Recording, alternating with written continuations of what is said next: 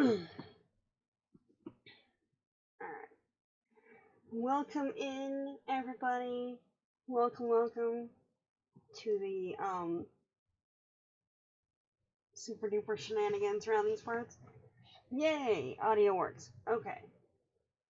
The idea that we've been doing this for, like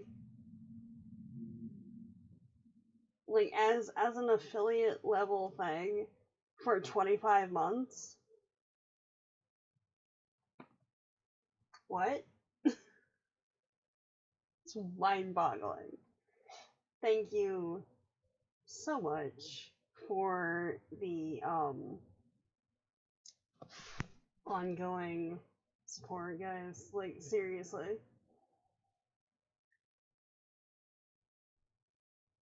In like every permutation of that. Like seriously.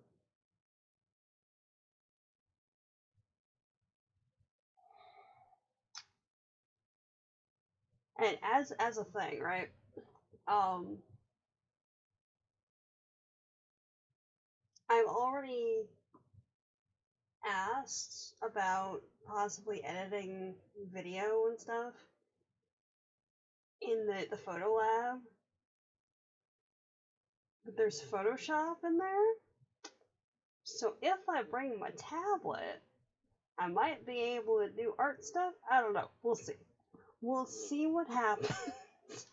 Hopefully, hanging out in there over lunch or whatever, I'd be able to, like, whack out some of the back projects. We'll see what happens. Because, like, there's a whole laundry list of stuff that, like, come on now. But yeah, that's that.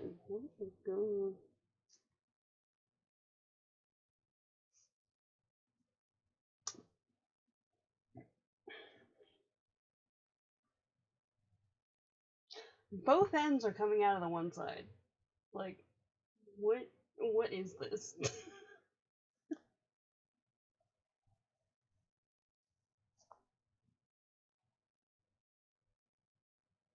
Oh, okay.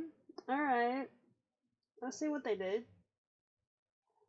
Access to the good stuff. Exactly. And that also reminds me that, like, I said that I was gonna link to some of the DeviantArt, like, cringe from high school, and just completely blanked on doing that. So, yeah, that's a patron subscriber, like, Twitch subscriber only access thing that's going to happen that I keep forgetting about, because there's a selection of cringy emo high school poetry.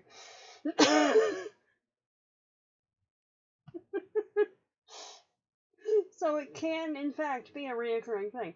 So, like, I see what they did for this thing, right? So there's an end, right? And there's a piece of yarn that's just, like, poking through. So they just fully, like, wrapped the outside end around and shoved it through the middle.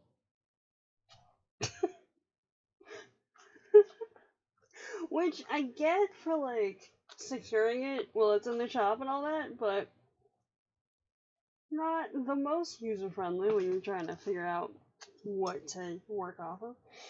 Which would also explain why I was having issues with it, using this particular yarn for a project. Also, random thing, and I realize we're here for book club time, and time's limited and all that, but whatever. Like, when I've tried reading, like, Austen and Bronte and whatnot, if it's visual, then I can usually work with it. But if it's, like, just the text. I don't know if it's cadence or what, but I end up like not being able to engage with it all that much to the point that I think I had to SparkNotes Jane Eyre in high school. So, I don't know. But, so, it's not like, what was it classified as?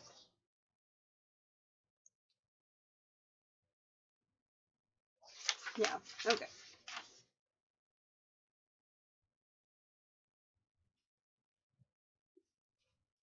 So, I've tried reading Austen before, and because of the Aurelian prompts, one of the options for what did I end up doing? It would help to like actually read the entire page of notes before saying something. For the crafts mage option, one of them was a second chance author, right? And in the campus library, I happened to find a illustrated marble version of Sense and Sensibility. So I'm most of the way through, and it's like it's interesting because like there's a page at the start where the adapter was talking about going through this, and because it's an epistolary novel, just having to like take chunks from like what was supposed to be in letters between the characters and chuck it into like word bubbles, which is a challenge, but from what I remember of the story and stuff, it's pretty accurate and whatever. And it's got like it's got a really cool art design in there. Yeah.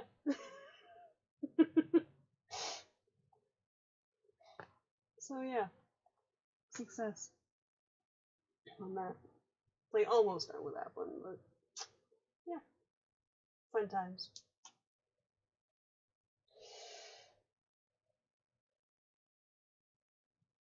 They have an oddly very diverse graphic novel section in there, which totally appreciate. Okay. So, what was adapting that to graphic novel would indeed be challenging, right? Like seriously. But yeah. So, okay. Uh, that is the random tangent for the day. Let me just one sec.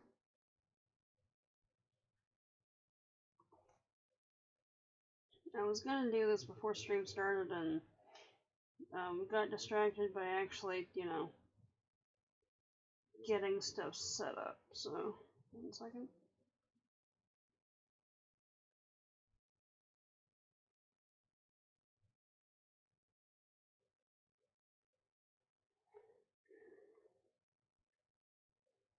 Just because, like, I've been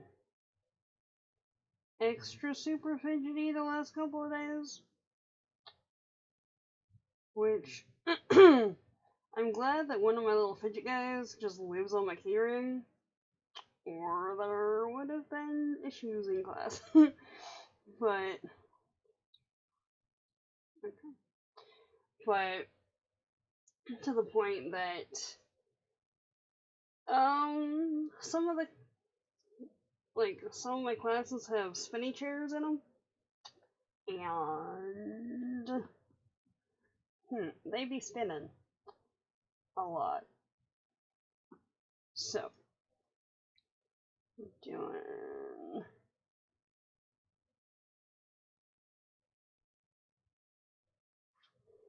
that. Okay.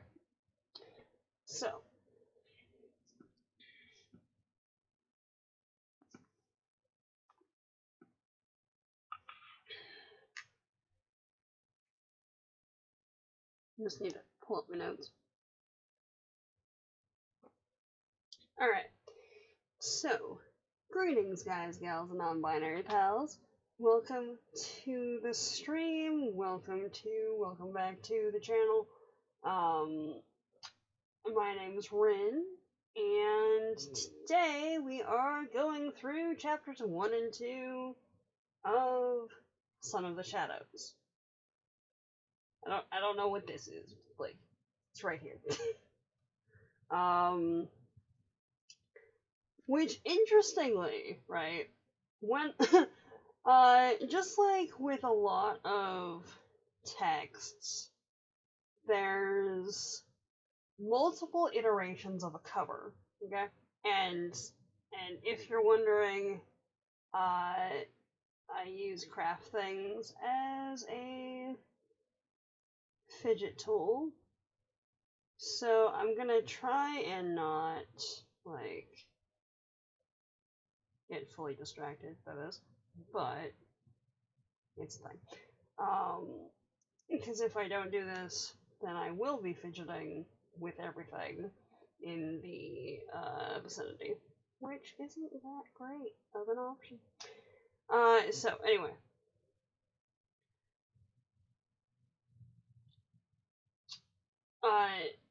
There's a lot of covers that have multiple iterations and stuff, which that's fine. But like for this particular one, like if it's a different artist or a different edition or whatever, fine. But there's two versions of this cover, right? One like this, and one where the image is flipped. From what I remember, this is the version of the cover that I've got, so we're going with that. But it's interesting with symbolism and things, because, like, in a lot of, like, Celtic symbolism, and a lot of, like, Celtic revival type symbolism, and all that, directionality is very much a thing. Phases of the moon is very much a thing. So I just find it interesting that in one of them it's... Is it? The crows are ravens? Yeah, it'd be ravens. The ravens are on the left arm, and it's a waning moon, I want to say. And on the other one, the ravens are on the right arm, and it's a waxing moon. It's like, huh, interesting. Choices were made.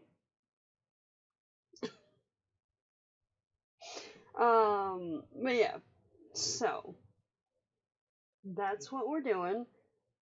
Just as a bit of housekeeping. Flips seems like a poor choice. Yeah, let me see if I can pull it up on here. Come on. Wake up. Yeah. Un momento, por favor. Okay.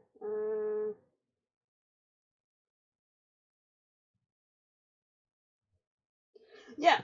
Look at that.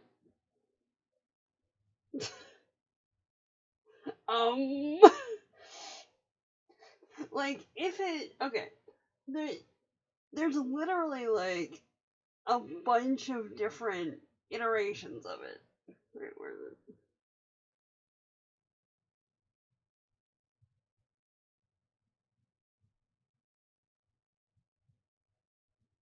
Yeah, like there's even that one. Like, seriously, who thought that was a good idea, right? I don't... What? Or you could have them both together and... Come on.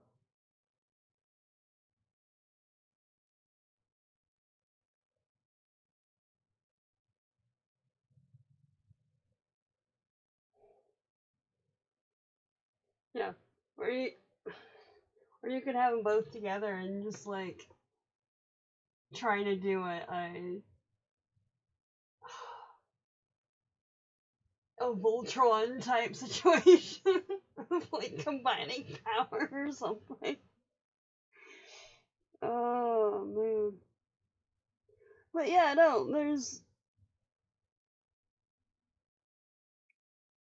like there's literally like a whole bunch of not that one, that's a different author, but like there's a whole bunch of them, and for two of the versions it's just the same thing. Anyway, that's a bit of an irritation thing there, you know.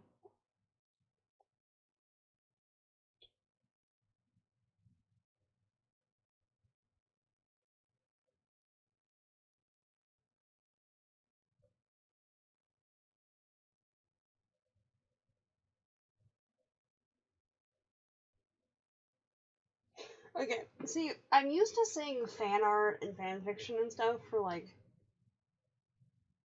big productions, but like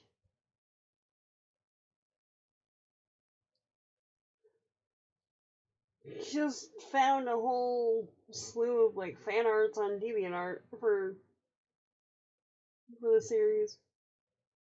All right, cool.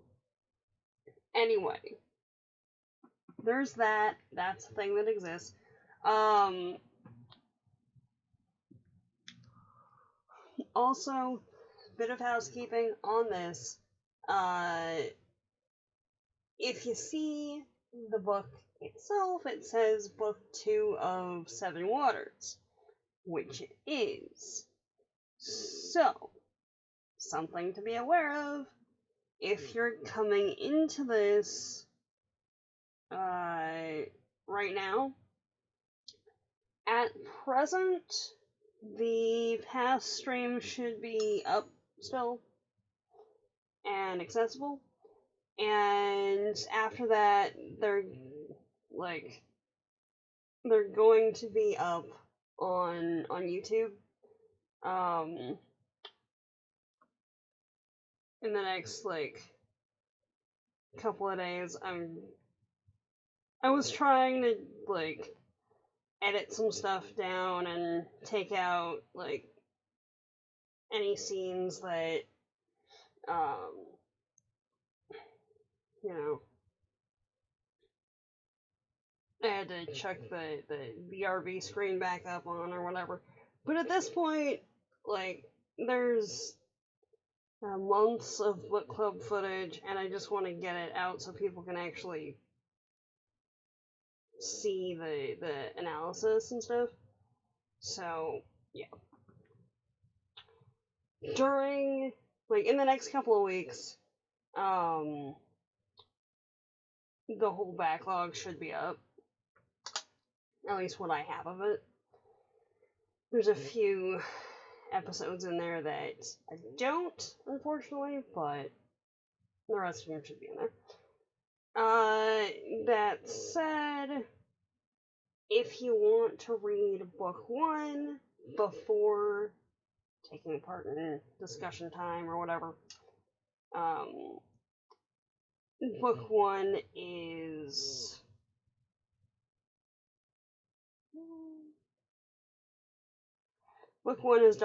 Daughter of the Forest. So, something to keep in mind going forward. Yeah. So, Daughter of the Forest ended with, and because it is book 2, there's going to be a lot of references to that, so like spoiler warning and yada yada, you know? Anywho,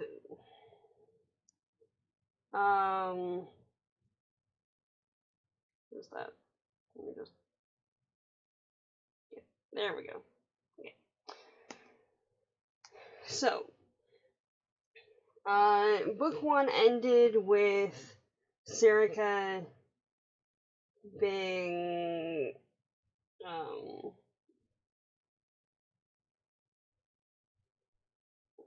seemingly happily married now to Hugh after he, like, left Harrowfield and decided to meander over to Ireland on the chance that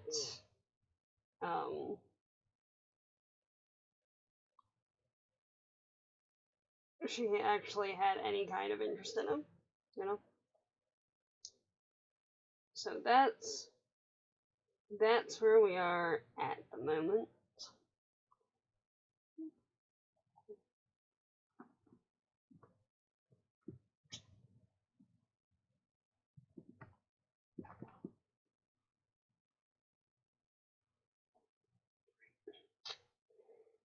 The trouble with using stitch markers that don't lock as a means of trying to figure out spacing is that they randomly fall out of the project. Alright, anyway. So we've got Serica, who, like, for the cast, right? We've got Serica, who in this one is the mom. It's been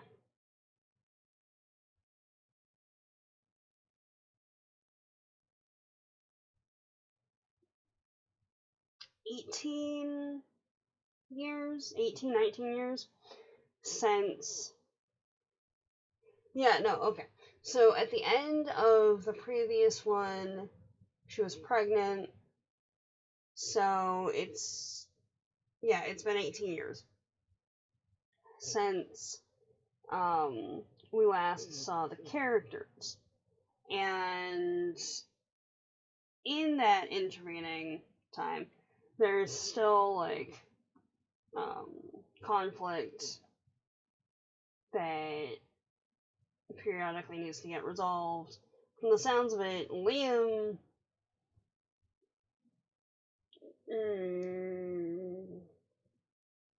never got married or had his own kids or anything. No one talks about Aemon, but there's, like, being that he has a strong relationship with Seven Waters, there's kind of the implication that his dad got killed off somewhere at some point, and he got raised by his grandfather. At least that's what I was getting.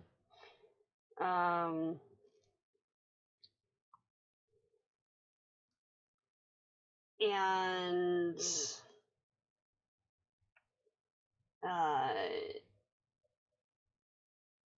in the first couple of chapters,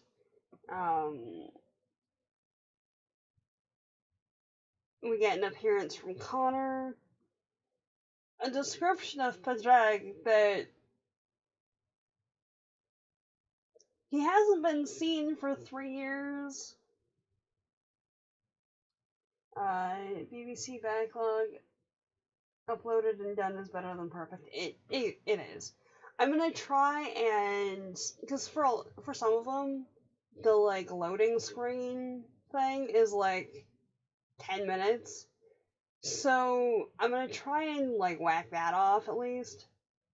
But past that, it's like whatever.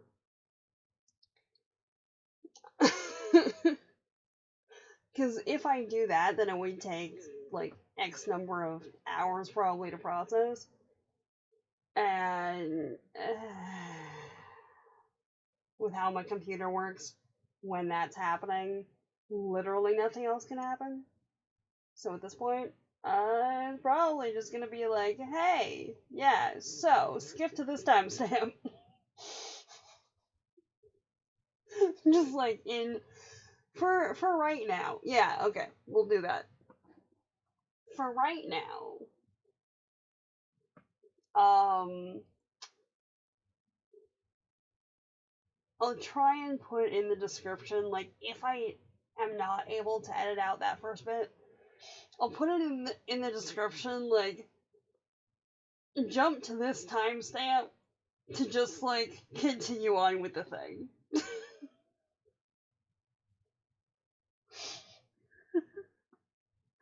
Cause, yeah. Yeah, so there's, there's a description of the dragon in there where it's like, he's tanned enough that he's kind of nut brown, has like 3 hoops in his ear, is a really good sailor, built his own boat, and has a parrot that asks you politely if you're down for a roll in the hay. So, like, basically, what I'm hearing here is that either he's a pirate, or he's embraced the pirate aesthetic before it was a thing. So there's that. Because it sounds like Marillier took Patrag's current style choices directly from Pirates of the Caribbean. That's the thing. Or, like, literally any other piratey description from, like, the 1700s.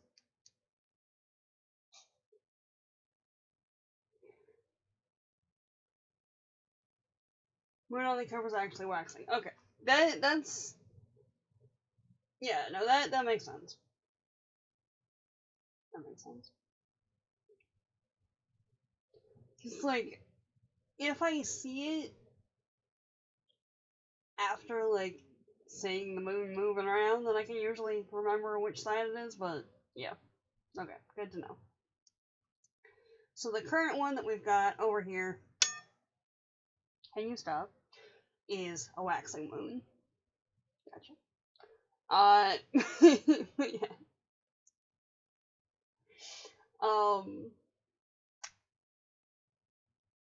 Yeah. And there's another part in there that it's like, I know that the term means that it's not been, that not all the information is clear, so we're not entirely sure what all is going on. But yeah, no, it was definitely published before Pirates, but like Pirates of the Caribbean very much takes. Oh, actually, wait, okay, I gotta look it up. 1 second. It was published before the movie, but the ride predates that by a lot. So 1 second.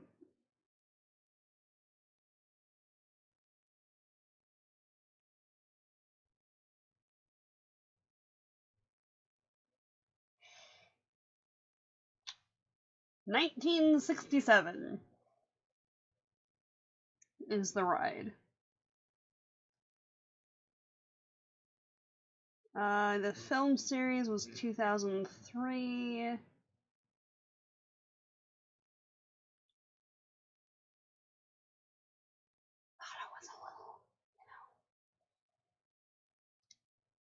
little more recent than that, but okay, alright.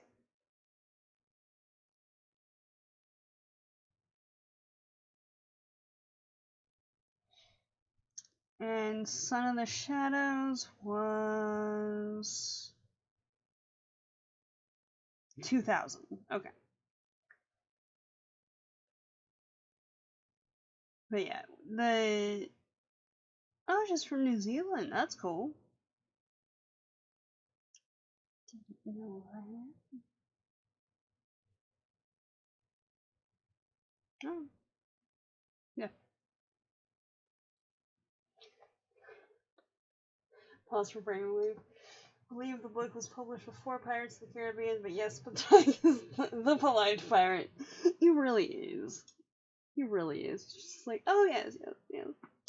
I mean, we're bored, but we're after research purposes, and excuse me, the bird has a question for you. That's fine. Honestly, um,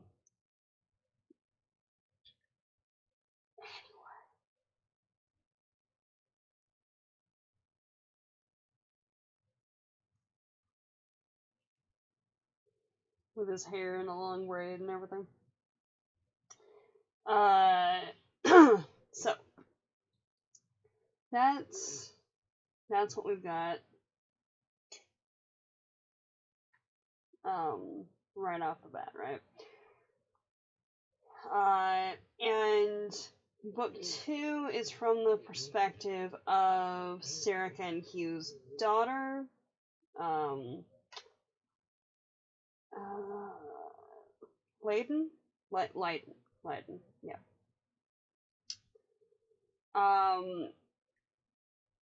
So, interesting thing here. After he got himself to Ireland, like, he's obviously this, like, strange dude in a foreign territory where his people are seen as, like, the enemy, as it were, you know?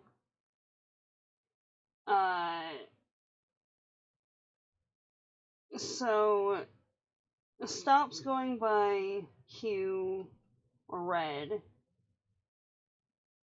and starts being called, at least by the general populace, and starts being called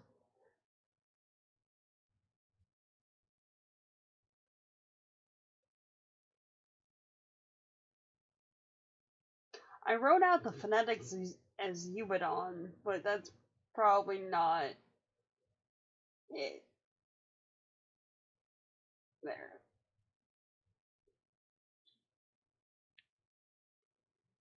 I have to listen to it again.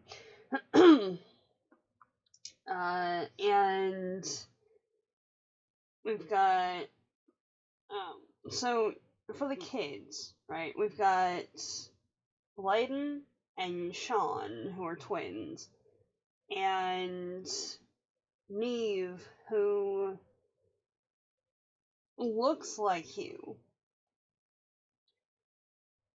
with the flame red hair and the tall stature and the more broad shoulders and stuff. And she hates it. Like, objectively hates that she looks more British than Irish.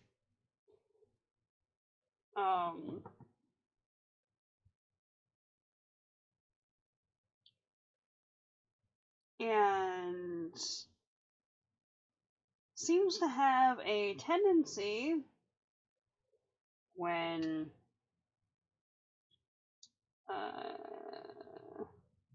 just not feeling too great, emotionally, mentally, whatever, to take everything out on those around her, specifically her sister. So we get fun passages where her older sister is telling her, like, that she's boring and never gonna find a guy, so blah blah blah. Insert, like, not great dialogue there. Then followed by a, requisite, oh, so sorry, I didn't mean to, like, yell at you and stuff. Like, it's just, there's so much happening, so sorry. Like,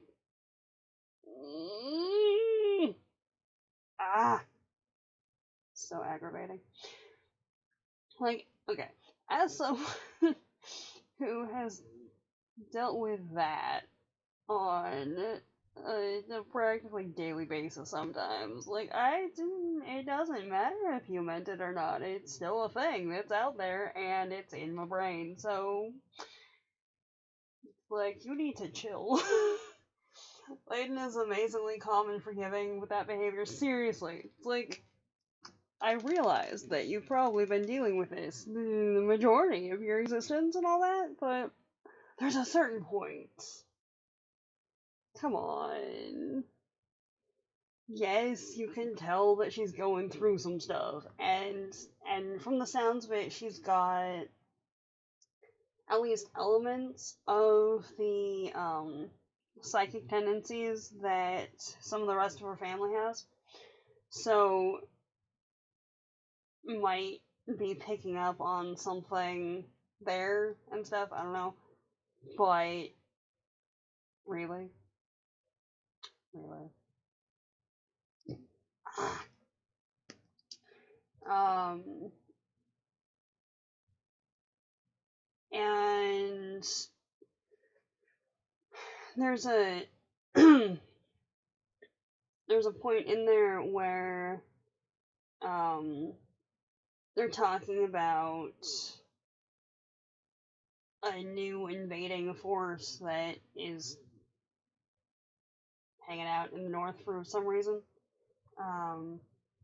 So this makes a big difference whether it's once in a blue moon or constant. Yeah, no, totally, totally. If it's like, if it's something's building and building and building, and you happen to be in the line of fire when it goes off, alright.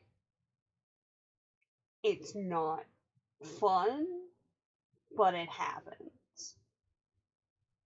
But if that's a thing, and from how, Layden, like, interacts with her sister, that seems like it's an ongoing thing. Like, nah. that's not how we do this here. Nope. No.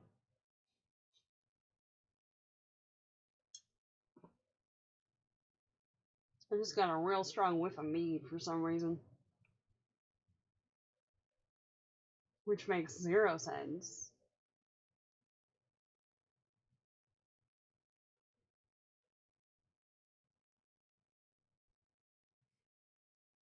And it's gone. Wow. Alright. Okay then.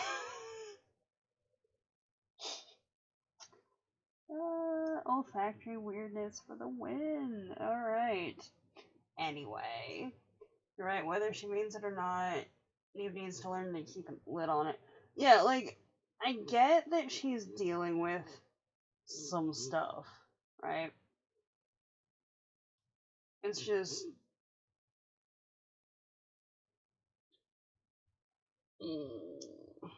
not the best, you know? Not the best. And between that and, she's probably heard, like, other people talking about how beautiful,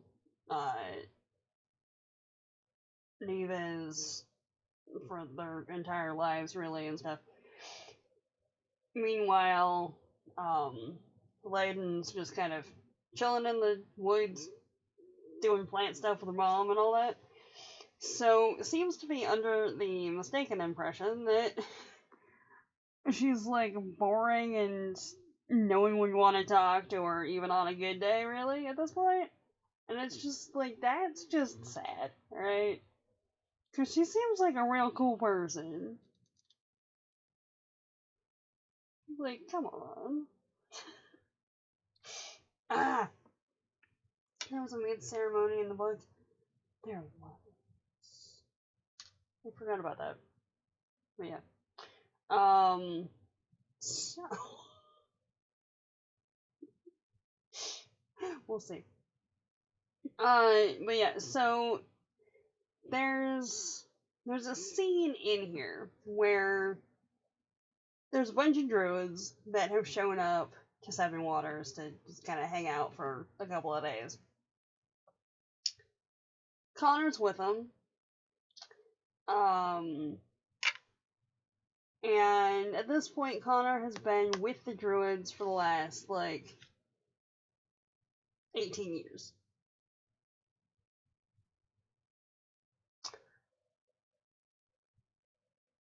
And their little brother, so,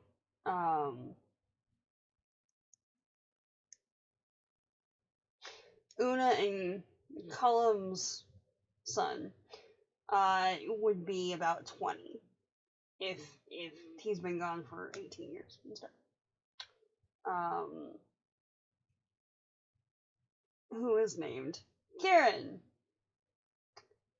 And Kieran happens to be one of the people with the band of druids that's hanging out and stuff. So, okay, this strange person who we haven't met, but alright, looks like an interesting individual, okay. And Sarek and Liam are sitting there oh, wait a second, is this, you seem vaguely familiar, why? And then proceeds to say, to tell them a story about a dude and the lady that he's interested in getting turned into swans after he stalks her. And okay,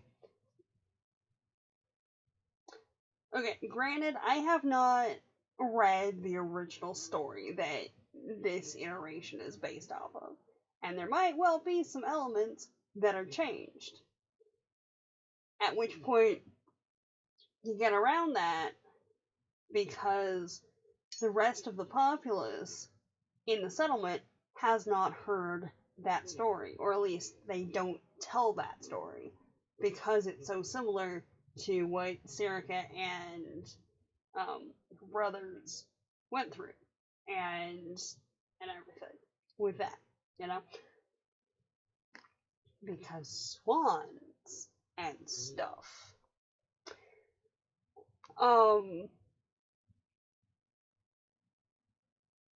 So I don't know what, if anything, was edited on that one on the part of Mr. Druid Kid dude, but in his iteration of it,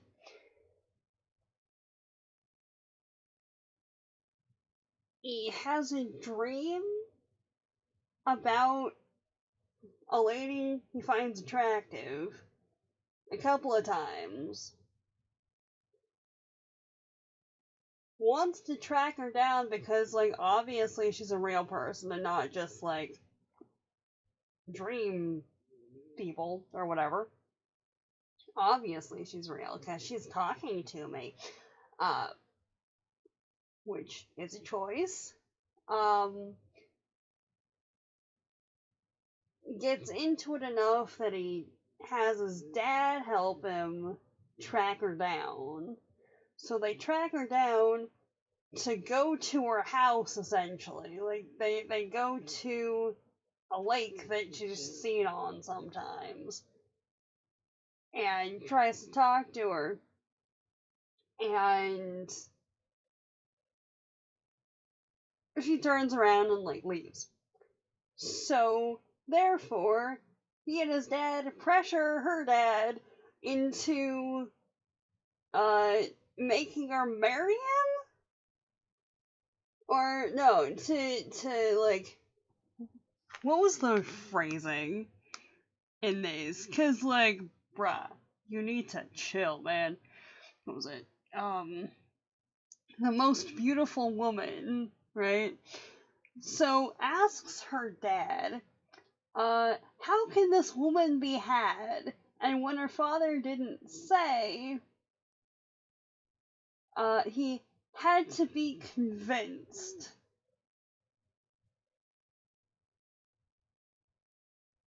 At which point he's told to go to the lake that she's seen on at a certain time, and he went. All the ladies were swans with silver collars on because, like, they had silver collars that were attached with a chain to each other because reasons. And so we went over to, like, the most beautiful, most elegant swan there, and just the idea, just like his in historical mythos, the idea of people like objectifying animals, regardless of whether or not they're people who have been transformed into animals, but like objectifying animals, not in a furry sort of context, but just like, ah yes, that swan's hot. Obviously, that's the one that I want to marry.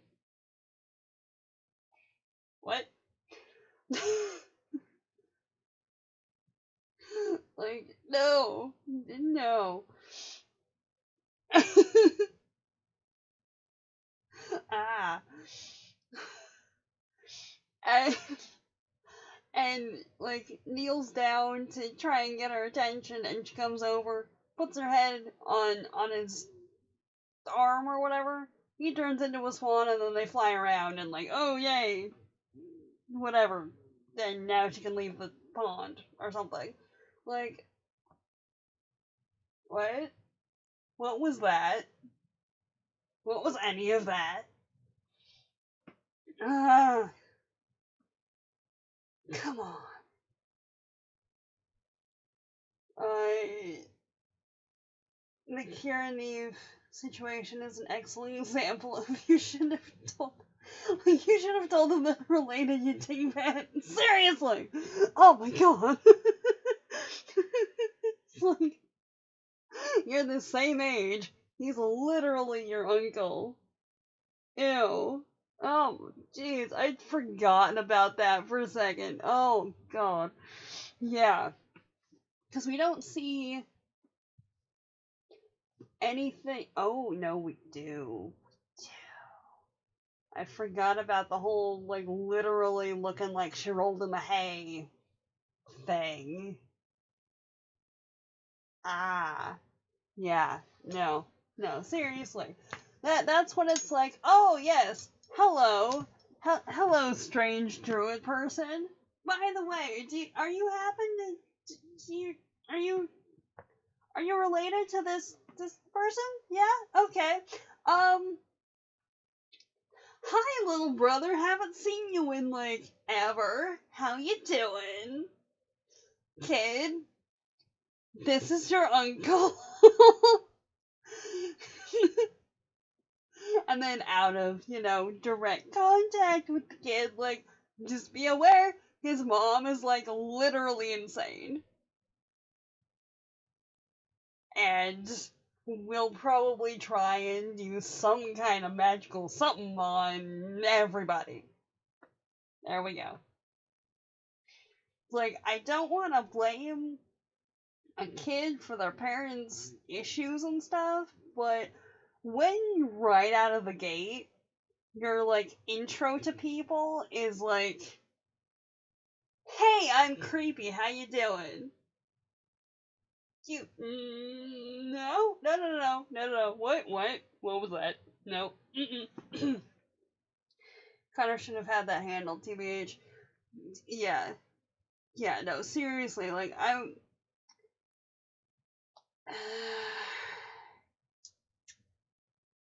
he was real cryptic when he was doing the mind speak with Layden, and what was it like?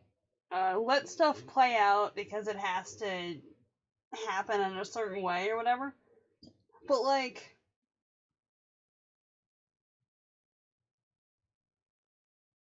bruh. Not only are and at this point, right? Neve doesn't know they're related. I would hazard a guess just because that Kieran does. You know? Ew. Just like presumably he's been around Connor for an extended period of time at this point. So I would imagine that that's kind of perhaps come up in conversation once or twice, you know? Of like, oh yeah, so, little brother, how you doing? Yeah? Okay. Just so that you know that I know who you are. So don't try your bullshit around these parts. Okay? But, what? What is that? So on top of just like the inherent creepiness with the whole like related thing, like, yes, this person in the audience who I've never actually had a conversation with, who I've never met, and happens to also be one of the children of the people hosting me and my druid band. You know, the people that like the band that, you know, in order to be a druid, there's like,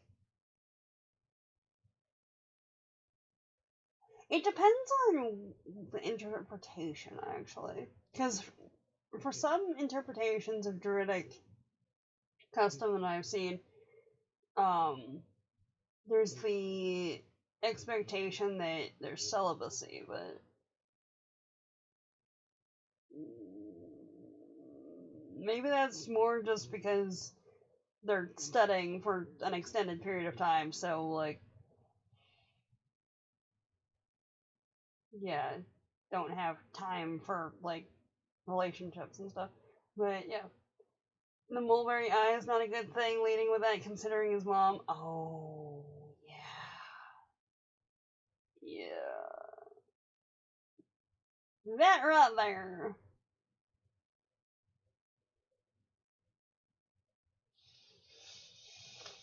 Mm.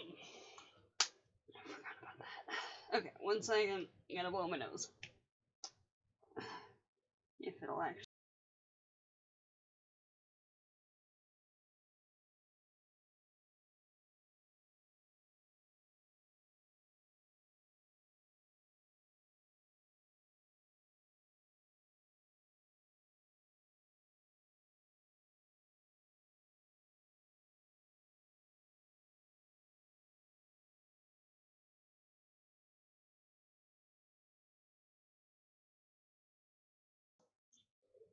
Okay, and we're back. Yeah, so basically, Kieran's being a creepy little shit. And Connor's just like, no, but it's part of the cosmic plan. We have to let it play out how it's gonna do. And Layden's just like, please tell me that I'm not seeing what I'm seeing, because I'm having a hard time processing whatever's going on. And like, sis, you need to sort yourself out. On top of which, Serica has some kind of situation going on where she's not going to be around for too long.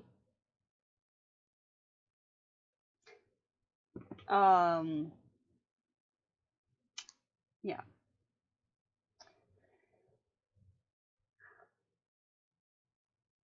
And Layden can share thoughts with Connor and Sean, just like Serica can with her brothers. So, yeah. Alright. So,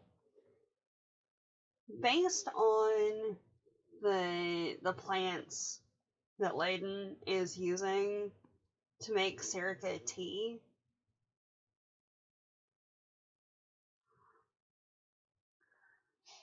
Um, Serica knows that she knows that there's something going on. From what is present, right? We've got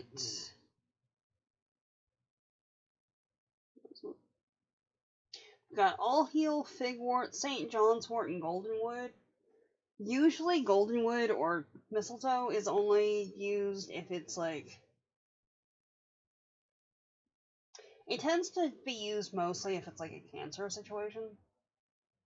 And the rest of them are like pain relief and. Like St. John's Wort and All Heal are like scattershot trying to get something to work because nothing else really has, and the person is in pain. So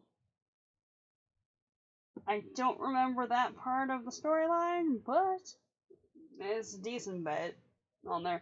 I remember that by the end of the book, like it was evident that she was having problems with stuff, just based on a few interactions that I remember happening. But yeah, there's a lot of Tansy in these chapters, but not in the tea. Okay, yeah, that too.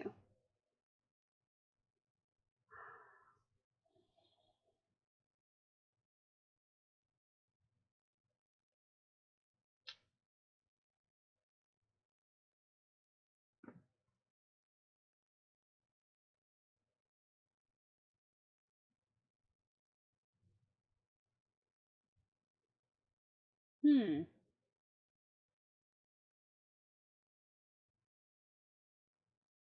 It's used to treat like kidney problems and TB.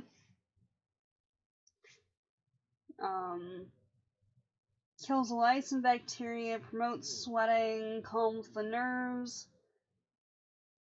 acts as an antioxidant and stuff.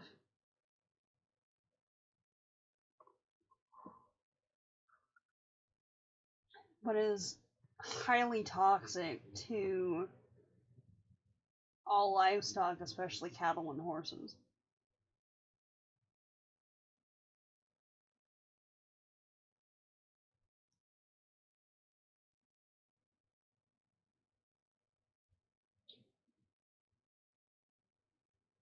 Tansy tea is used for digestive issues.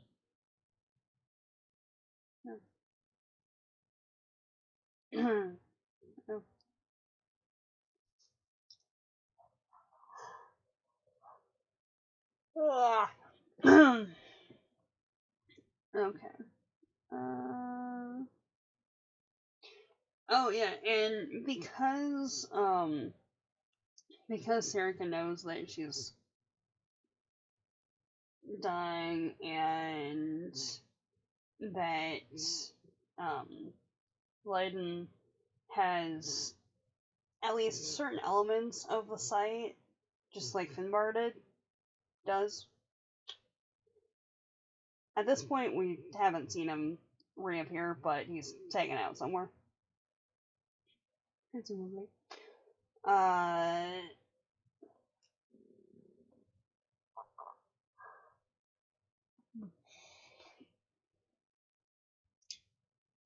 But yeah, so because Serica knows that she's got the site, um,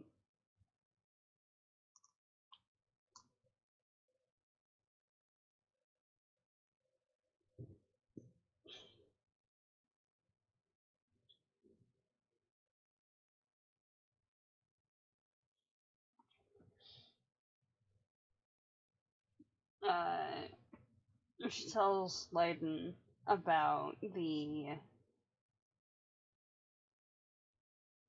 what did I call it? The protection bubble? Was that it?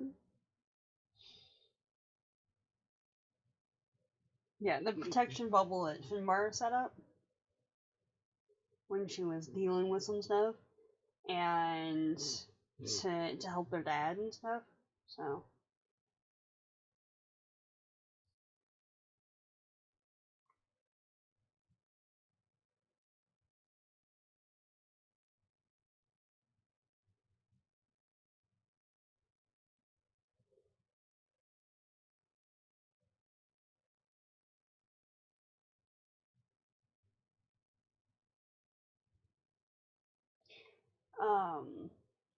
Yeah. Because in theory, with a little bit of training, with a little bit of practice, she'd probably be able to do the same thing, or at least a similar type of thing. Right? Yeah. It's highly toxic to livestock. It's kind of ironic to decorate a pillow with it for the blessing. Yeah. I don't know. I don't know on that one. It's one that, like, it's seen as beneficial, but it's also, like, depending on amounts and stuff, it could not be. Just like.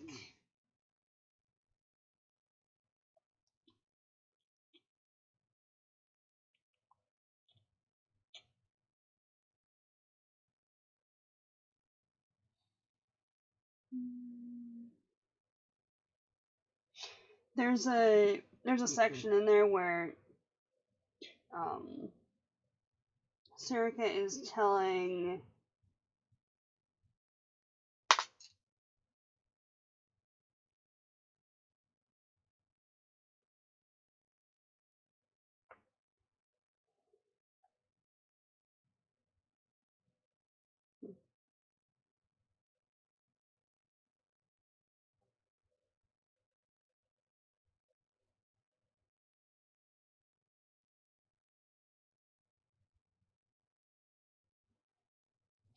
Sirica's telling Biden to only use Caladine like once for somebody when you're treating them, because if you do more than once, it can do more harm than good, because Caladine is a poppy. At which point you have the sleep relating properties and all of that. And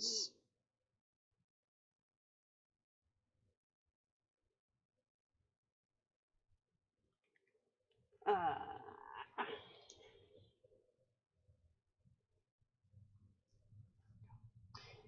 and it doesn't specify, again, like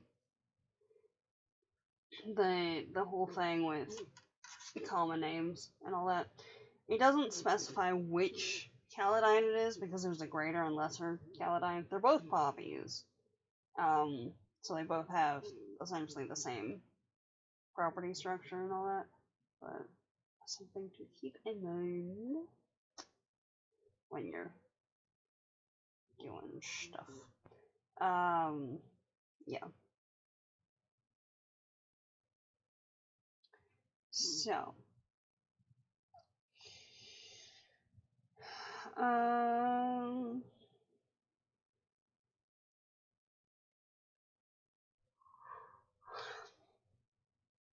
and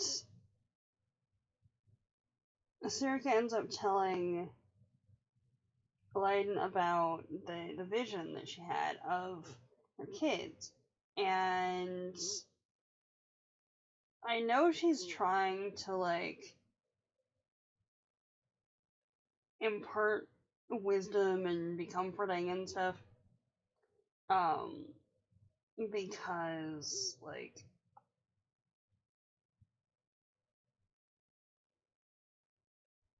she knows she's probably not gonna last the year, and Leiden is, like, seems to be very much like her in a lot of respects, both in appearance and temperament and everything. And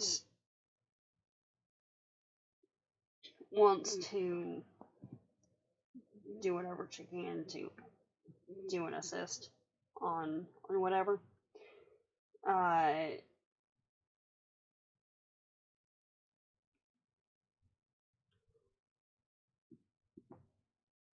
And one of the ways to help with stuff is so that the person actually has all the information relevant to a particular situation, right? I get that. But your kid already feels like they're an outsider sometimes. Yeah? Already feels like outside stuff because they're not seen as okay.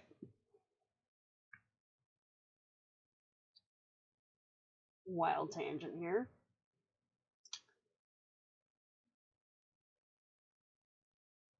She doesn't see herself as being as pretty or worthy or whatever as her sister. Right? Now, how much of that is down to what her sister has said over the years? How much of that is down to public perception? And how much is down to her own brain? Because I know from personal experience that regardless of what is going on in the physical world, if your brain says something that's shady, regardless of what it is in the context and stuff, it's like, oh yeah, obviously that's the thing. Like they obviously don't actually want me to be here because, you know, just like I'm boring. So yeah, obviously they're just being like they're just trying to be nice and like I'm here and because we've seen on page that her sister can be like a massive jerk face sometimes when she's having a time of it and feels the need to lash out at someone who's just vibing. But I don't know. That could be a contributing factor in some respects to particular aspects of some. I don't know. Anyway. So there's that.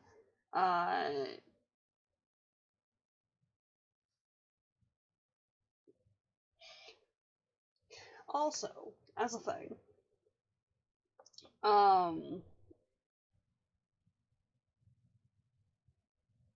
by I think it was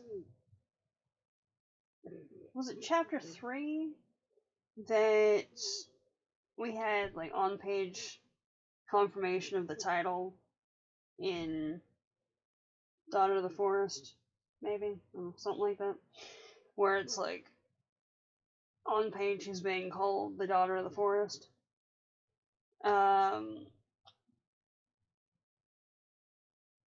But there's someone that we've met, and there's someone that we've met but we don't know that we met, and I'm trying to remember which one was considered the Son of Shadows. Because like it's obviously gonna be the person that Serica saw in the vision, who was just kind of hanging out on the sidelines and stuff. But at this point, it's either Kieran or somebody else who we haven't met in this book. So I'm not gonna talk about it. Because spoilers. I'm pretty sure it's the second one though. Pretty sure. Alright. Well, we've got 3 pockets so far. They're kind of janky, but whatever. Anyway.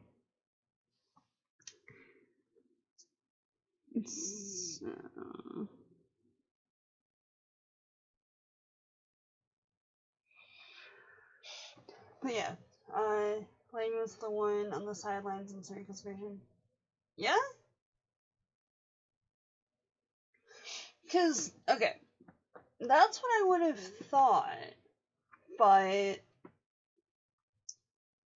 the way that she was describing it was that Sean and Neve were running around doing whatever, and then there was a kid in the shadows, just kind of off to the side, not really engaging with anything, and uh,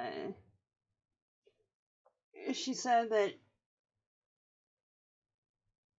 whoever that was a quote child who has given up all hope. So I'm thinking that it's the person that we met vaguely as a kid in the last one who we haven't seen yet in this one.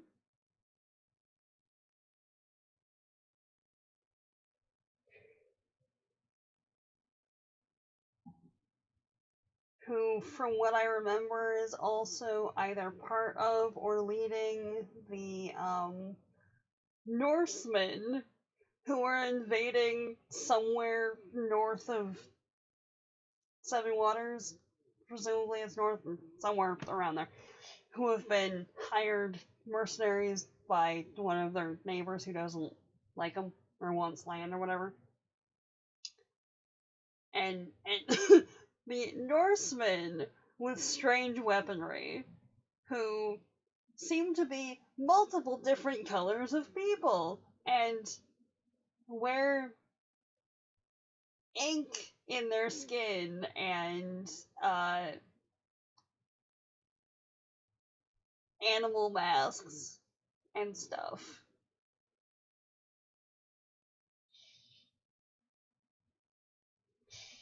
We'll see on that one. We'll see. I could be incorrect in my interpretation. But we'll see. Because what I'm remembering is that whoever the Son of Shadows was is also the kid who was in the shadow, hence the thing.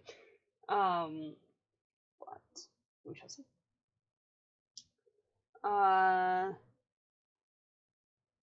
But yeah, just like obviously, if it's not the Britons, because we know how the Britons fight.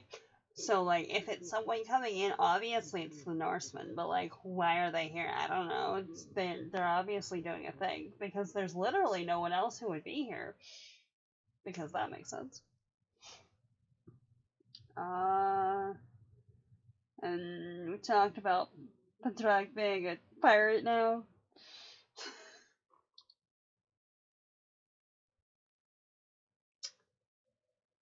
Okay.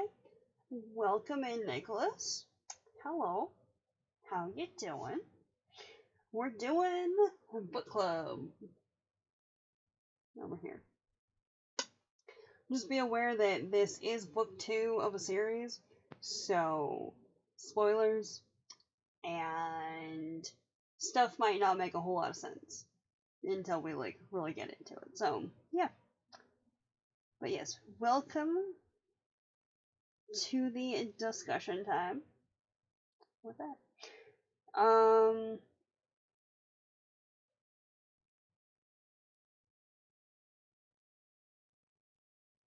Oh yeah, okay. So with the Neve Karen situation, right?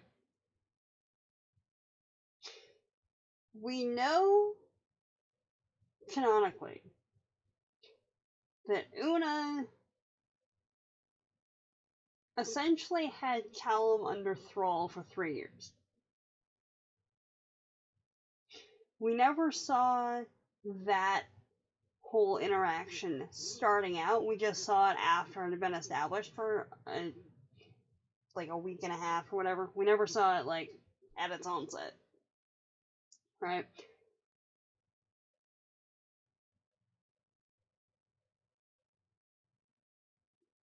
So, A, they're related and he probably knows about it. She doesn't, but, like, he probably does at this point.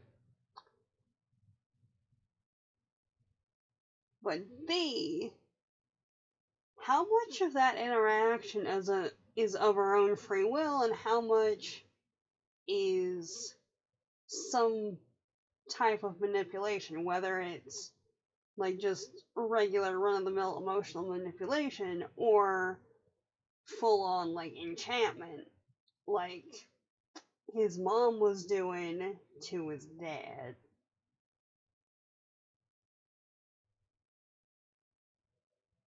Also, as a thing, like, Callum went out after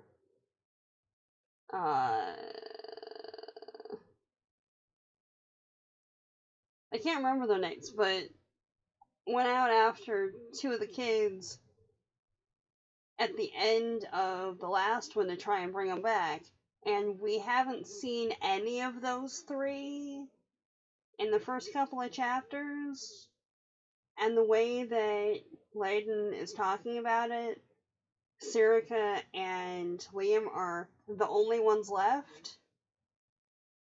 So, like, did they just never come back?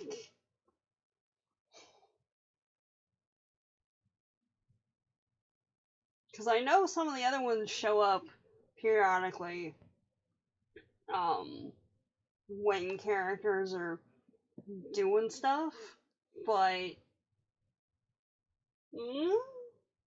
What?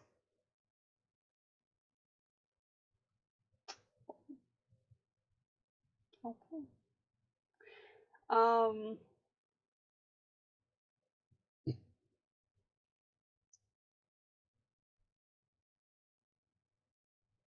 Excellent question, but hard to say. I just had a thought. Okay. So, ow. When fleeing pointy things around, try not to stab yourself in the eye. Yes, good plan. Cormac and Dharma were killed trying to help Liam take back the islands. Okay, yeah, no, I forgot about that. Yeah. Yeah, okay. When I was listening to it, there was some other stuff going on. Yeah, I remember that. Okay, never mind. Yeah, because one got killed and then the other one went to try and help him, from what I'm remembering. So they both died. So what happened to the dad? I don't know. Questions. There has been so much bloodshed with those islands, seriously. Oh, man.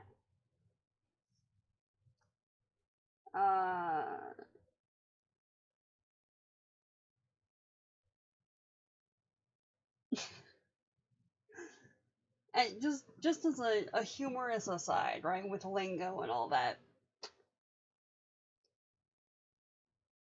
I think this is the only, like, period piece, like, historical fantasy thing where, I've seen something being described as very sketchy.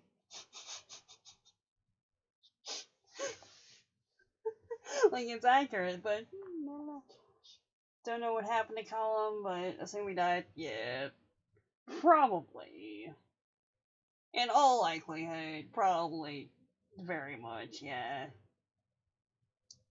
But there we go. Is what it is. Okay. So, picking names for things, yeah?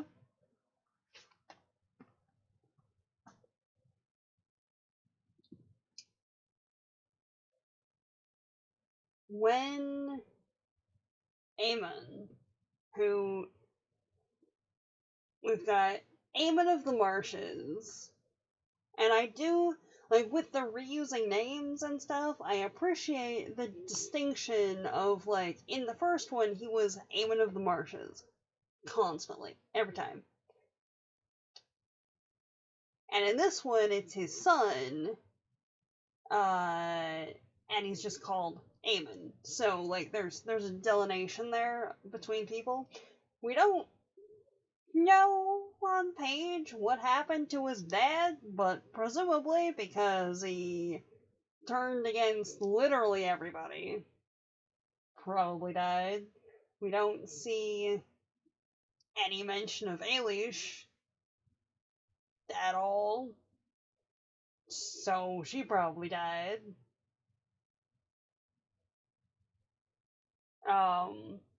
And he was probably raised by Seamus. It's his grandfather, which is why he's now allied to Seven Waters again. Meanwhile, Liam is still sad and angsty and stuff and just wants to go out and kill things because war and whatever. So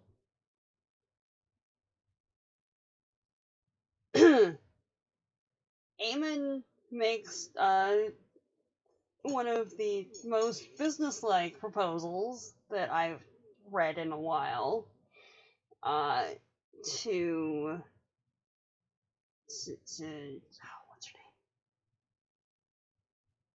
To Leiden before they have to go back home. And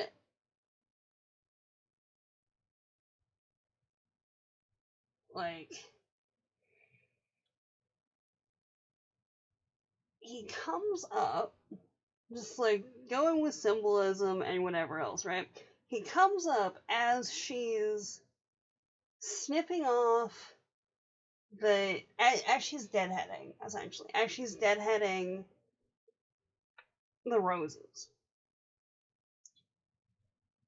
Eilish died giving birth to Aisling. The elder Aemon was quietly killed by Liam and Redbeard, but they didn't want young Aemon to know that.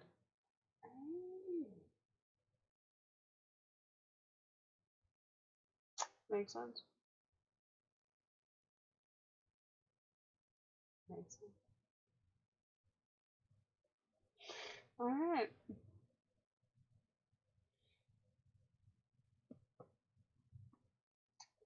Understandable. Yeah. Good to know. Yeah.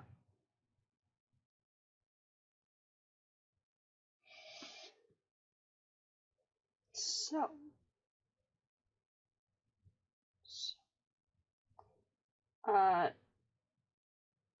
First off here, right?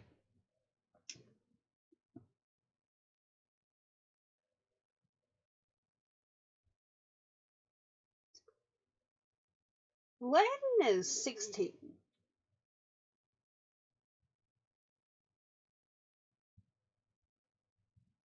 Okay?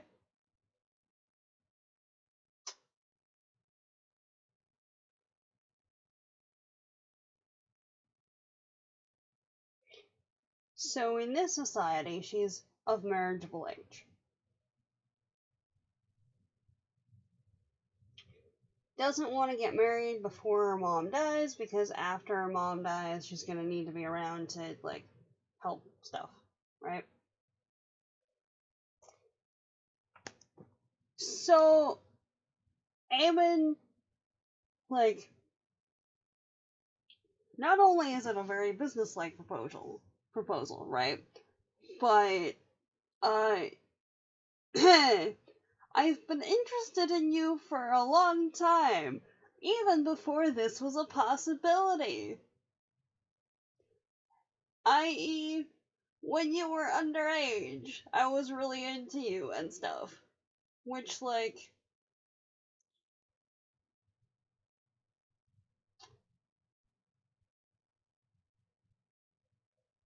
Aemon was born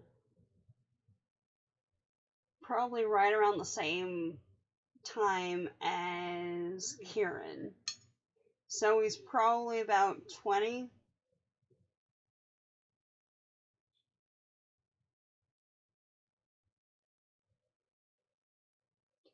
I've been interested in you for a long time.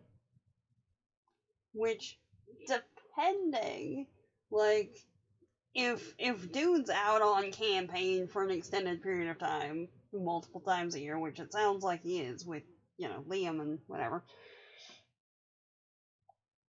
Like, how far back we going with that? Because, right? Okay. Um, just, just a little, no on that one. Um,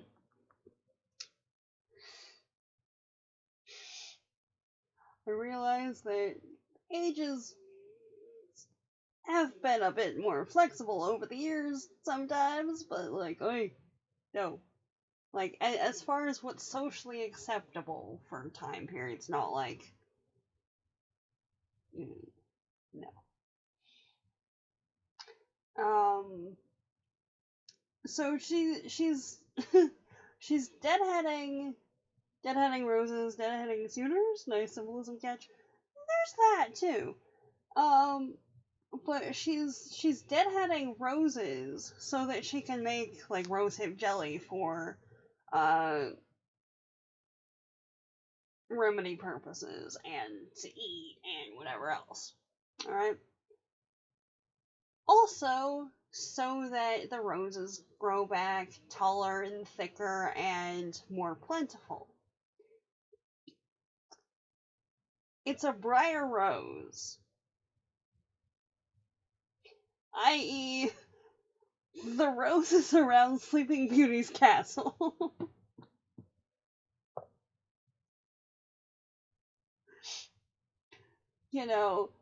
To keep out, like, suitors and stuff. Well, she's just kind of hanging out in there. Under an enchantment, yeah, but like.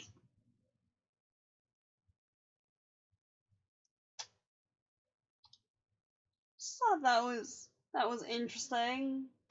That particular thing there. Also, it kind of goes back to Serica, because in order to get through the obstacle that Serica had to deal with, it was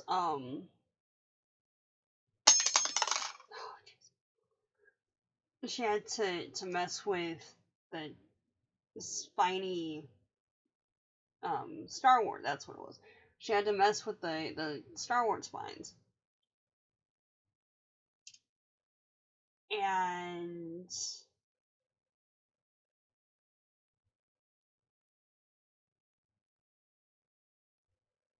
um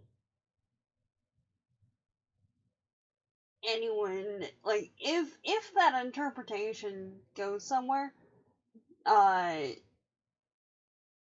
you would have to mess with the thorns in order to like get through the roses. Rose hips don't develop if you deadhead though. It sounded like she was harvesting rose hips, so my terminology might be off. Um,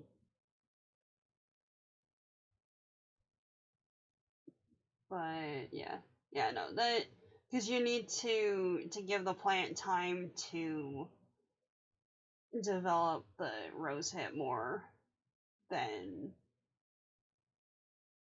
it would take if you're just chopping off the flowers. So yeah, valid point. From the sounds of it, the hips have already developed because she specifically said that she was harvesting rose hips for the tea and stuff, and to make jelly. So that's where I'm going with that. And then the I do appreciate the comeback of like, yeah, so my family's gonna need me around here. So how about I give you an answer about whether or not I want to marry you next year? Yeah. Yeah, let's revisit this next year. But that's so long. Like, I mean, you don't have to wait for me, dude. If you want to marry somebody else, that's fine. I'm not gonna be mad. Which is always something that you want in a prospective partner when it's like gauging levels of enthusiasm for the prospective nuptials.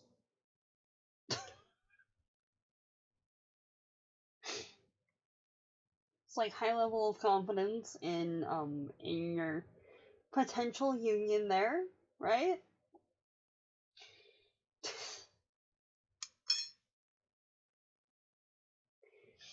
Uh, yeah. So that's the end of the notes that I've got.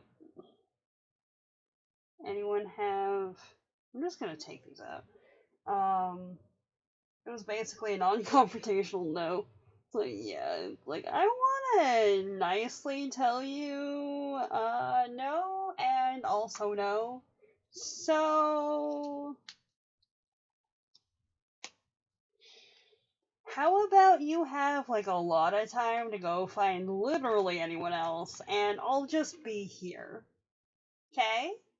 How about we do that?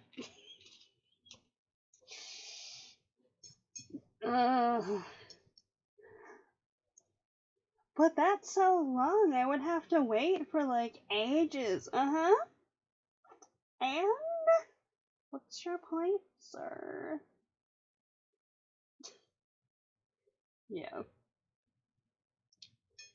So I don't know.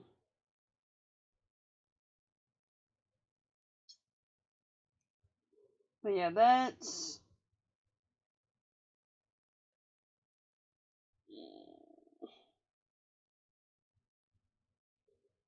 the end of the notes that I've got.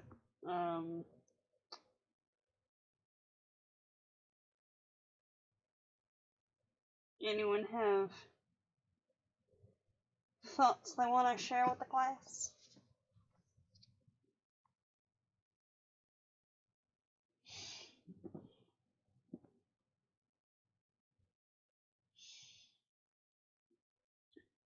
And does this time work for you? All right, because um, I'm putting in job apps and stuff, but I've purposely just cause um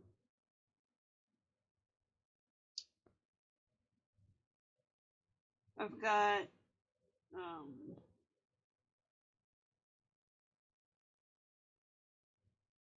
Thursday is free and stuff, so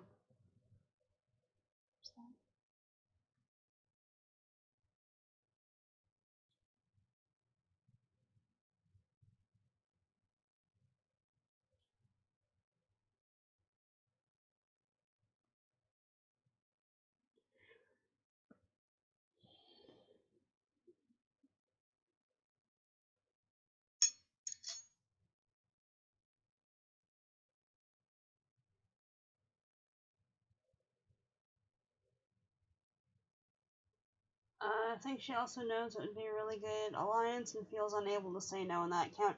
Yeah, it's one of those that it seems like she doesn't want to go through with it, but also knows that there would be a benefit to um the family, potentially to the community if she did. And it's like, well, no, not really. Like, in case something happens and that needs to be an option, I'm not gonna say, like, point blank, nah, get out of my face, but, like, also, If you find somebody else in the intervening year, then it's not on me. So, yay. This time works, but I'm fairly flexible and getting a job's more important. Yeah, no, like, okay. Because on Thursday I don't have class until later, even if I wasn't doing the stream and stuff, I have, like, currently I have Thursday set aside for, homework projects and stuff, too. So, yeah. It's just, at present, Thursday is a day that I'm not on campus until a certain time. That's all. Which, that was a bad idea. Okay, come on. There we go. Alright. So, yeah. It's just fine.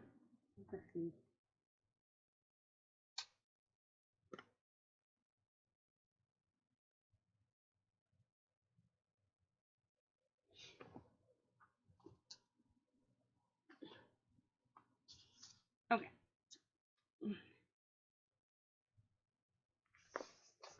Question about whatever, right?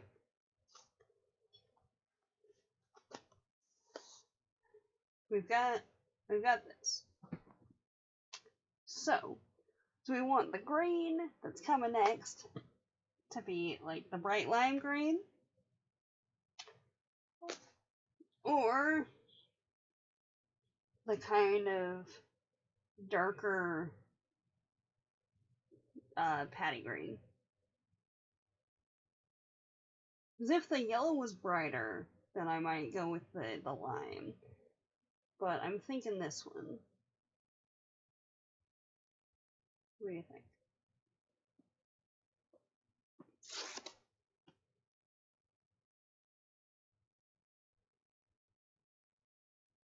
Bright lime green?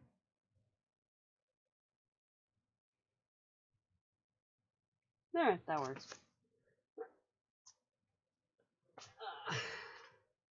Yeah. Okay. That's Vex. There we go. That's but yeah. So,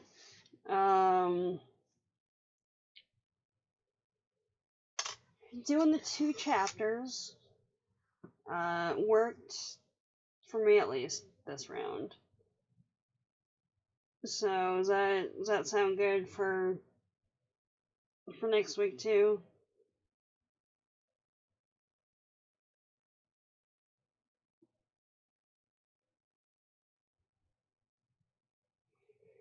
For everybody. Cause, like,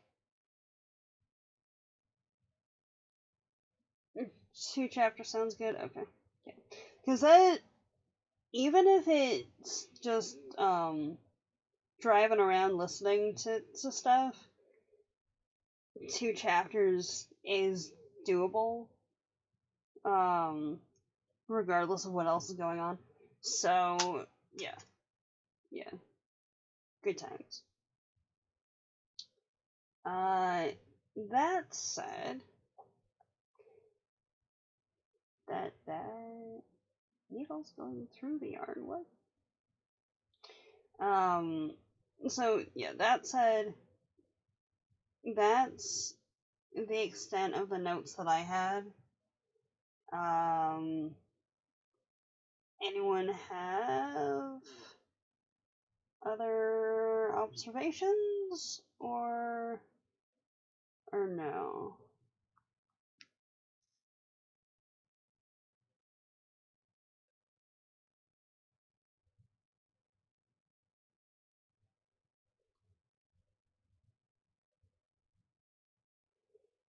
Yeah.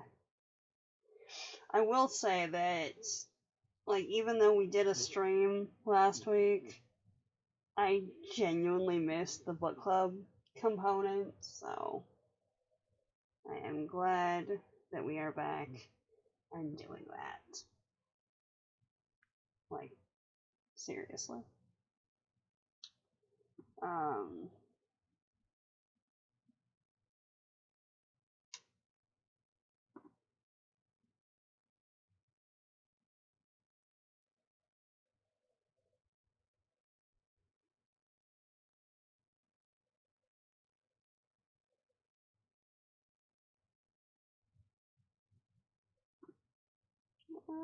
Okay.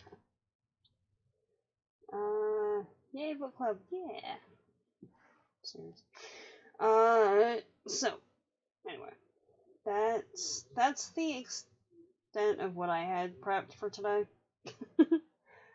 So either we can just kind of hang out for a little bit, or what? Yeah.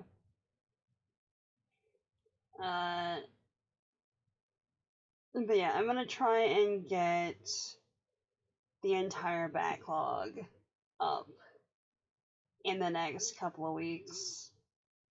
I'm gonna try and do it in like the next week, like before the next club stream, but definitely the next couple of weeks.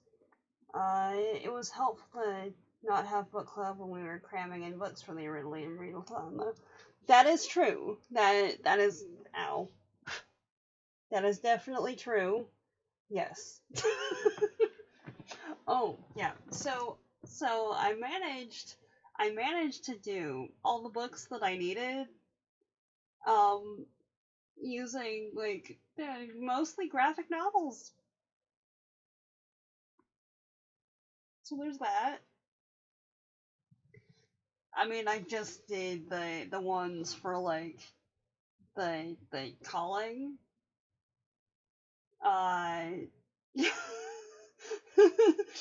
Not like any side quests or anything, but and it was Psalm for the Wild Belts plus this, so it's not that much, but still, because we've got graphic novel Sense and Sensibility, paintings of you, which far as I can tell, it's either out of print or what, I don't know. But this has been a favorite since it came out in 07. And it's actually got decent disability rep. And Antique Bakery 1 that is a journey in and of itself.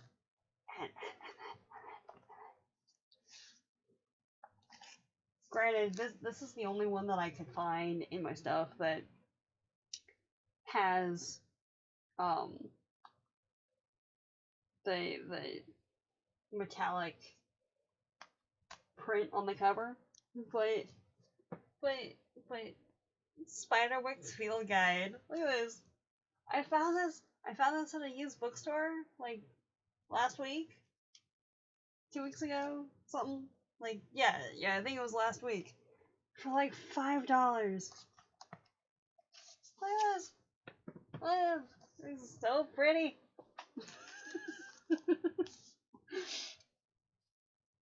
And it's got fun info stuff. Haven't heard. Okay. So little mini marketing round here. This guy, right? So we've got what is it? We've got Claude, who's this guy, who's a painter, and everyone keeps saying how amazing his art is, and he can't stand it because there's no emotion behind it. It's just replicating images. So he's essentially taking a painting version of a photograph of a setting, right? And that annoys him, but he can't find the passion. And this over here, this is Ben, and he's a photographer. And like their first meeting, Claude is like, "Hey, yeah, photography's trash." So we've got that setting. And there's a whole lot of like random shenanigan misunderstanding situations. So yeah, sometimes I really don't like those, but it works. It's irritating, but it's meant to be irritating in this. So there's that. Um, and we have Claude, who is a fully able-bodied, angsty emo dude, and we've got Ben, who hates using his cane, so forgets at random places, like forgets and then needs it, because obviously. Um, who has MS. And there's a situation that he ends up in, and the MS kind of flares up, and like you see that like being discussed on page, and the emotional and kind of psychological toll that it takes on the character um, who's dealing with it, and the character who is affected by that um, in a kind of beginning of a romantic situation kind of capacity. So, yeah. And just as a fun thing, right? The publishers like included some fan art in the back there. So like, yeah, it's fun stuff. Someone in our house did all 56 prompts. Jeez, by reading graphic novels. That is awesome. That is amazing. Like seriously. Yeah. I was gonna do that for the AI one, but I don't think that I have any that fit that. So, yeah. But yeah, it's a good one.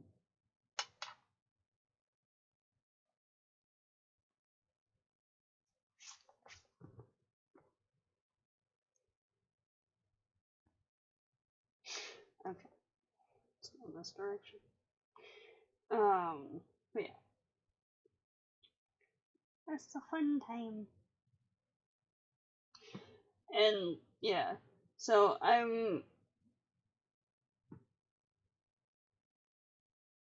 like, I've got a few other graphic novels that I picked up from the library when I got um, the other one. So I'm gonna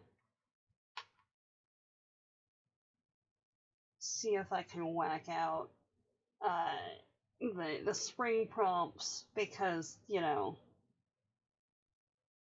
I realize that they can't count for anything at this point, but like also.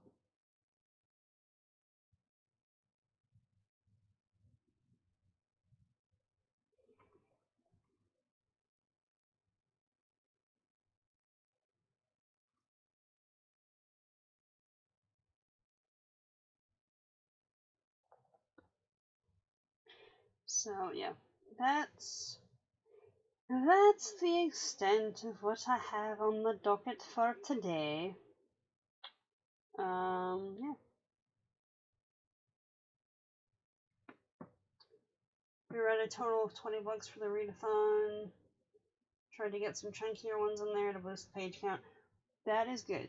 That is good. Yeah. Um,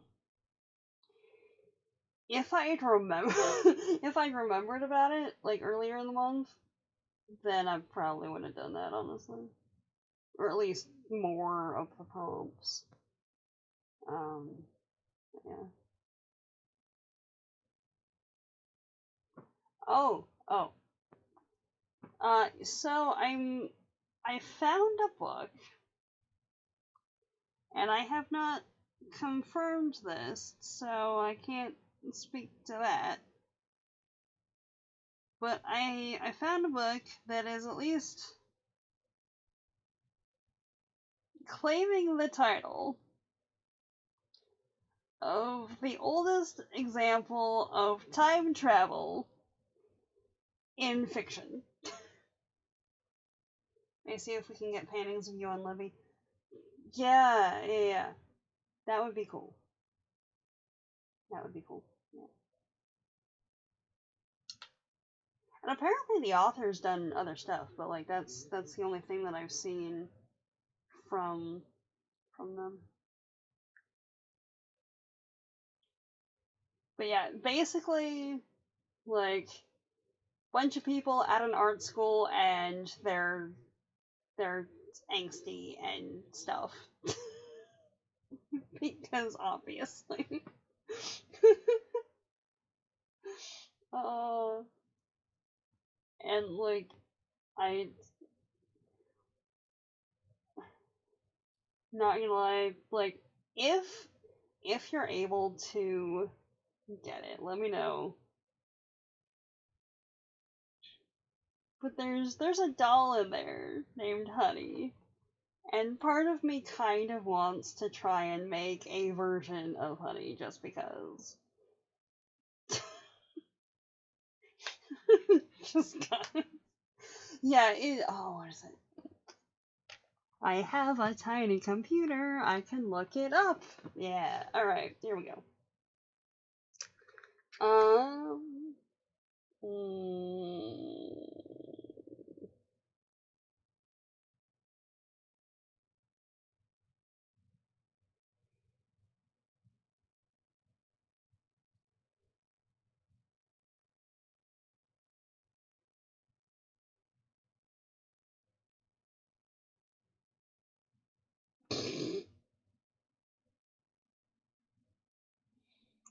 right.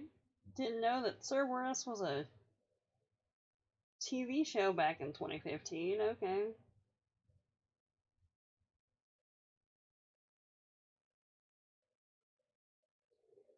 So, so, it's a romance set in art school. Of course, they're angsty. Exactly. So that's what you're walking into.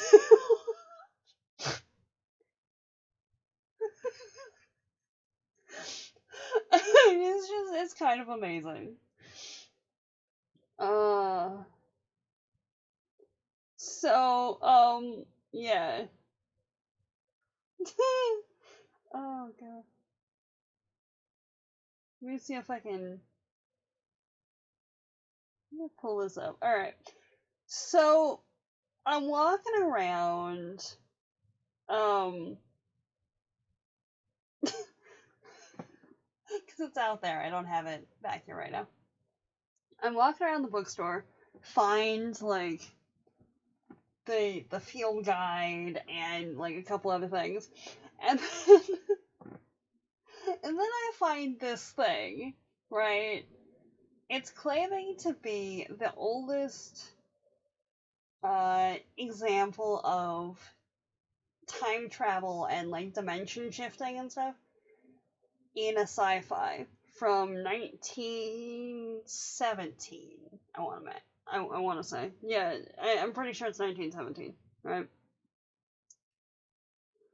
Without reading anything about it, right?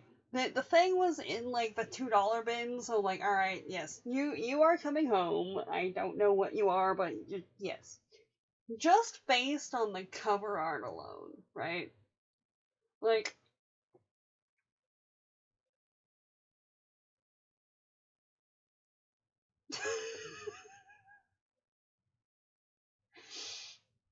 uh huh. So there's three people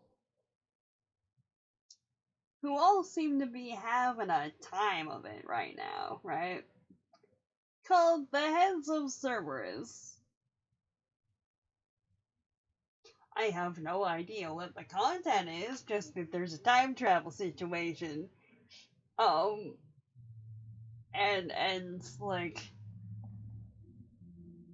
where is it? Like, these two, like, top dude and, like, the lady at the bottom, seem to be having, like, a relatively normal reaction. And then there's, like, the eyes over on Mr. Blonde guy over here. It's like, what happened?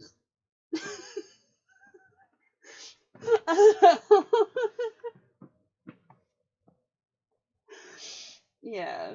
So I was gonna read that one for the time travel sort of thing prompt, and that didn't happen.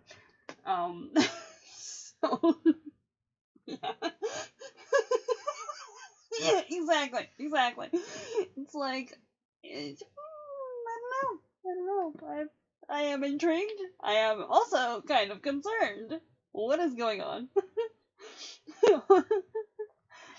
Oh god. Yeah. So there's that.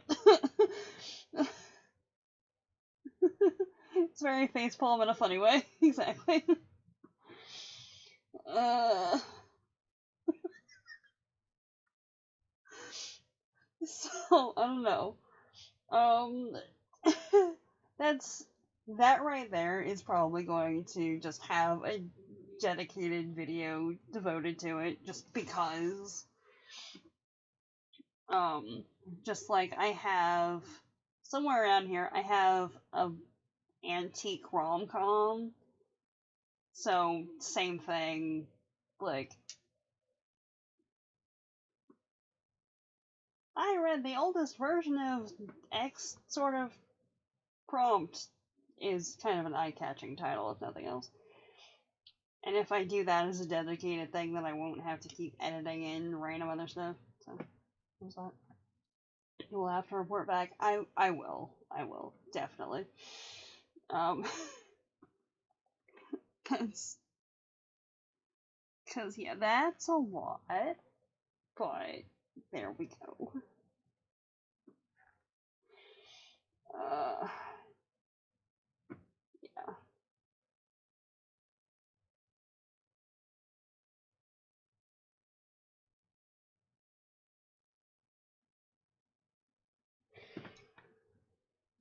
All right. Yeah. So, it's 5:30. I should probably get going at like 6, and I need time to like chill before class and all that. So, as much as I'm enjoying the banter and the chat and whatnot, yeah, gonna same brainwave. Yes, indeed. Um, so yeah, I'm gonna have to sign off and all of that.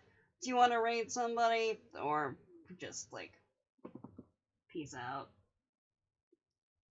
Because we haven't done that for a while. But, yeah. Actually, how about the next like just purely craft stream?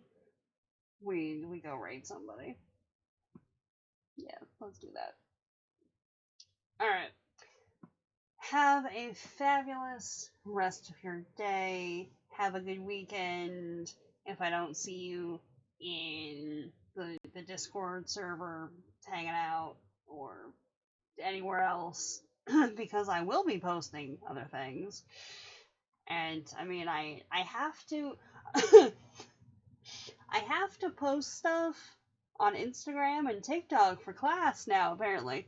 So there's gonna be more content there, if nothing else. So there's that. Have a good class night. I will. Alright. Have a fabulous rest of your day, friends. I will see you all later. Bye, everybody. And remember, chapters 3 and 4 for next week, same time. Alright. Bye, y'all. See you later.